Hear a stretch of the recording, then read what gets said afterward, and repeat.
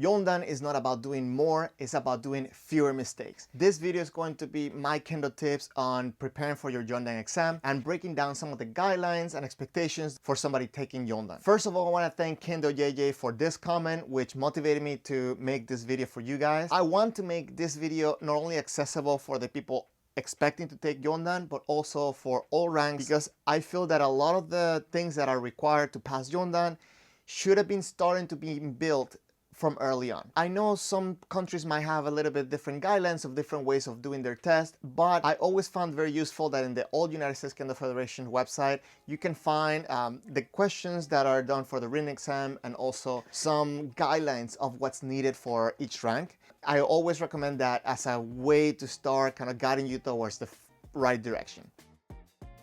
What changes at yondan level? So for sandan, you're supposed to be someone that's capable. At sandan level, you should be able to get through every practice and you should always be able to get something back, again, with that little guidance. At yondan level, that is still expected, but now it should be more refined and more mature. The way to show that, I think, is with less wasted movement, less wasted attack. Especially for your test, you should have fewer meaningless attack, and every attack should have a purpose.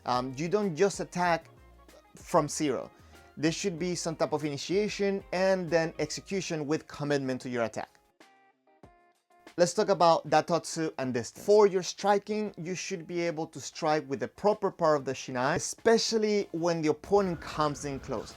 That awareness of distance is very important. Also, where you're attacking from is very important. Especially attacking from very far is not really the problem, but attacking very far without showing pressure, without giving pressure to the opponent, is what starts becoming a little bit of a problem. When you have that approach, a lot of times jigeiko starts looking a lot like kakari geikos, right? It's like a bunch of just attack, attack, attack, and it's kind of like a gamble which one you actually land. So you should start looking for more pressure and attack. At yondan level, distance is not only about having the correct distance to attack so you don't look sloppy, it's also about using that distance to create an opportunity. There's two main criteria that you should show at yondan level. First one is recognizing opportunities to attack. So not always because of you, the opponent is going to give a reaction. Sometimes maybe they get overwhelmed, they step at the wrong place.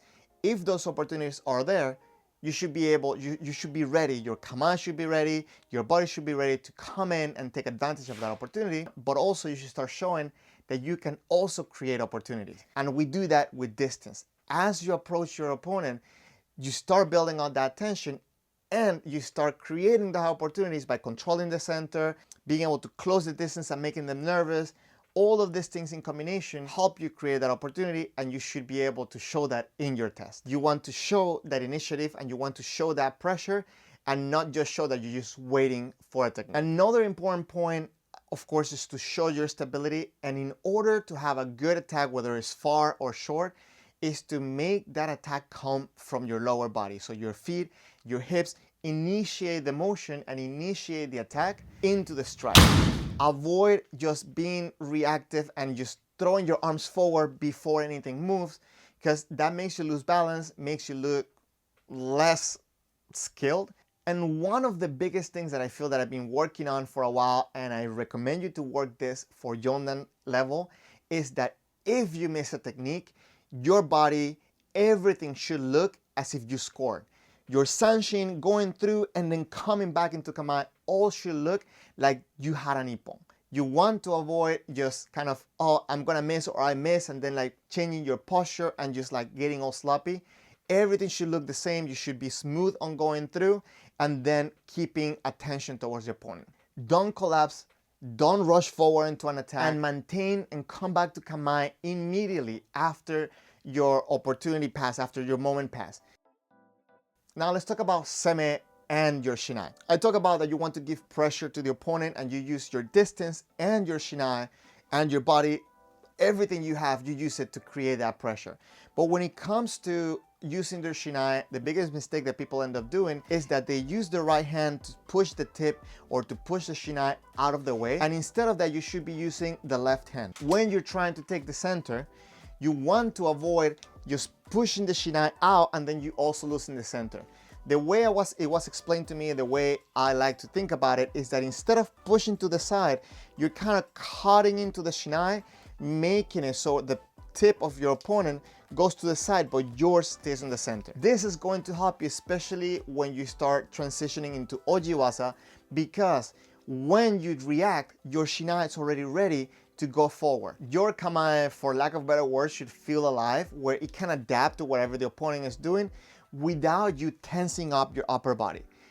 You should have stability, and you should be able to keep strong center with your left hand, and the left hand should be controlling your shinai so you can move it around and adapt to what's happening, but don't pull the tip out of the center. If your seme is real, if you really have an intention to attack your opponent, you don't have to chase the opportunities. The opportunities will start showing up because the other person is going to feel that pressure, is going to feel that they need to do something, and that's normally when they're reacting is when it makes them make mistakes. Regardless of what level of kendo you're in, I feel that this is something very important to keep in mind, and it's how your upper body is as you're approaching your opponent. I noticed that on myself a lot, is that as you start closing the opponent and the tension starts building up, maybe my hands will tense up, my shoulders will tense up, my elbows will tense up. You want to keep this relaxed, being able to move and act at the moment instead of having to like relax and attack, or even worse, because of the tension, doing the motions incorrectly. Now this takes me up to the tenouchi, which is the fact that you want to relax your hands before and after the strike. You want to have the tenouchi at the moment of impact and then be able to relax it, so that way if you need it, you can go again. This is very useful when you're doing rensokuwasa like kotemen or even like suriage-men. For ojiwasa, this is extremely important. Talking about ojiwasa, a lot of times people say that for testing you should avoid this, or you should do this.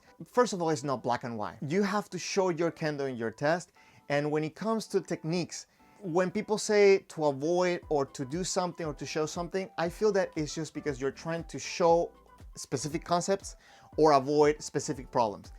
What ends up happening with a lot of the ojiwasa is that people are always waiting, so to the judges, it can look a lot like you're just reacting rather than acting. Your ojiwasa should look the same as your shikakewasa. So the opponent should attack you and because of you, and you should act accordingly to the attack that came because of you.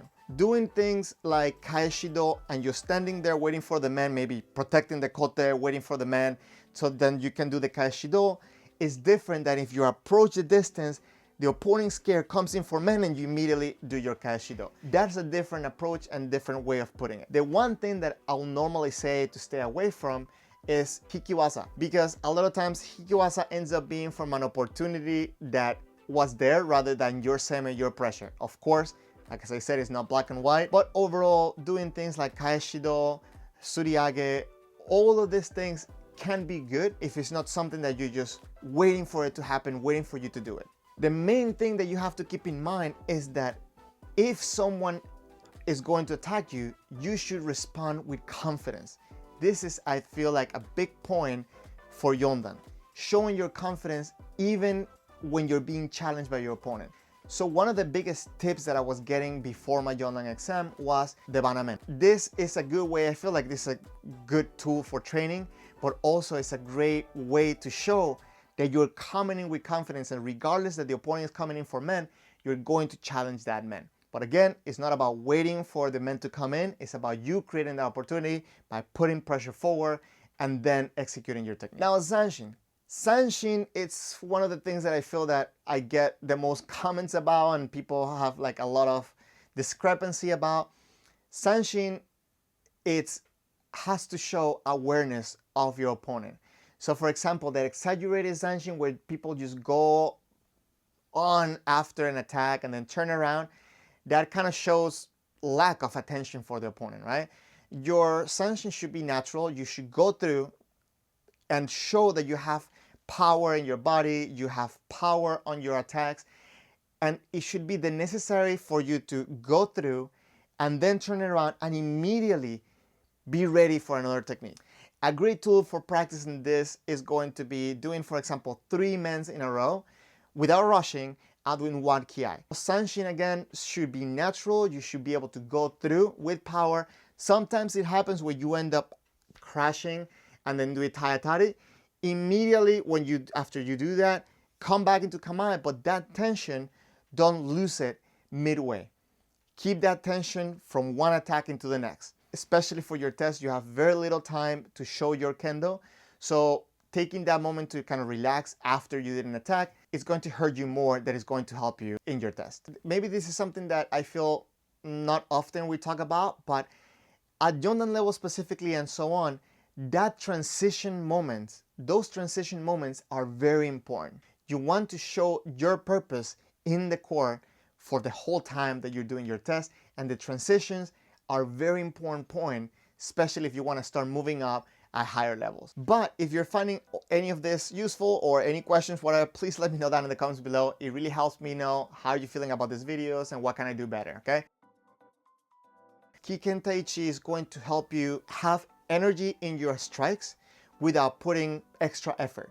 In a way, your kendo should be strong, but at the same time relaxed. You want to avoid, you start in the motion with the upper body, you move the body in first, you then engage the arms, and when you strike, the movement of the body, the movement of the sword, and your energy should all connect into one to give you a good impact and good stability and good control to be able to go forward and either attack again or return back into kamae and re-engage. It's very important to understand that at yondan level, you have to show that connection between your sword and your body, because if your body starts coming in late, most likely your attack is going to be soft. So instead of that, you want to be able to learn and understand how to create force without effort. Hope that makes sense. Again, let me know down in the comments if you want me to go deeper into that. Another point that I feel that it needs to be talked about, and maybe I don't hear it often, it's your presence. When you come in for Sonkyo, you want to make sure that you go down into Sonkyo firmly and you come back up sharply without being rushed. And your posture should always be showing in your Sonkyo, in your kamae, and in your attacks. Posture has a real big impact on your kendo. You don't need new equipment to do your test, but at the very least, your equipment should look good. So your uniform should be clean. If you have your bogu that you have a lot of sweat marks, it will be good to clean it. A lot of times people re-dye them and fix them up a little bit so it looks better. This, believe it or not, makes a big impact, especially when your partner is not paying attention to those details. The uniform, how you wear it, the himo is very important. How you wear your bogu, how you wear your uniform, it's very important to keep in mind and do it correctly. If your character doesn't change, your rank won't change either. I feel that a lot of times you can understand when somebody's lower rank and higher rank just by looking at them even before you get to practice, even before the whole shinai. When it comes to the mental aspect of things, you want to show the mental state, especially against challenge. You want to be confident without being arrogant, calm under pressure. You're not trying to impress, you're not forcing techniques, and you're accepting your mistakes. Mistakes will happen, but what you do after those mistakes is very important. You want to make sure that if you make a mistake, just let it go and just focus on the moment right in front of you. Because the panel is not looking for someone to show off, they're looking for that maturity, they're looking for someone stable. Yondan is not about becoming more athletic, it's about becoming more refined. That refinement is going to give you the opportunity and give you the tools to do more things in your kendo. Especially when doing things like closing in the distance, which by the way, I made this video right here talking about approaching your opponent, but let me know, what is your concern, your biggest concern when it comes to testing? What are you struggling with in order to move up to the next rank? Let me know down in the comments. Please, if you haven't, hit the like button, and thank you very much for watching, guys. I'll catch you in the next one.